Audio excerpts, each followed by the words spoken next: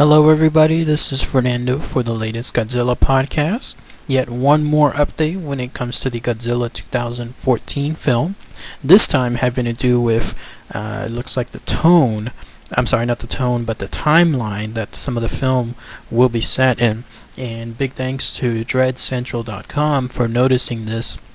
He came actually from an interview from Seamus McGarvey. Seamus was the one that we talked about here a couple months back. He was one of the first people hired for the Godzilla 2014 film, and he's going to be the cinematographer for the film. And so he was given an interview to, looks like some place called Pushing Pixels, where he's talking about how he set up the film and certain aspects related to cinematography. And he gave away, I'm not really sure if it's kind of a spoiler of some sort, but he gave away what sounds to be a key part of the film. They were asking him about shooting the film on location and about capturing certain images, and this is what he said. I'll quote part of his quote on here, not the full thing. I'll just quote the stuff that stands out. And he says, we can still preserve this with lenses, for instance, that are now more vital as we put them in front of the sensor.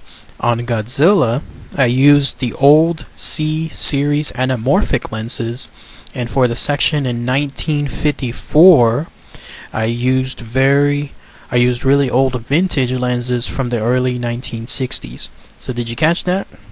He said that for certain parts of the film, particularly a quote-unquote section in 1954, he used really old vintage lenses straight from that era to ensure, I guess, it captures the look and feel of that era itself. So it looks like part of the film is going to take place in the 1950s. And of course 1954 has to do a major milestone, which was the release of the original Godzilla. And of course the upcoming 2014 year that we're stretching into now is marking the 60th anniversary of Godzilla.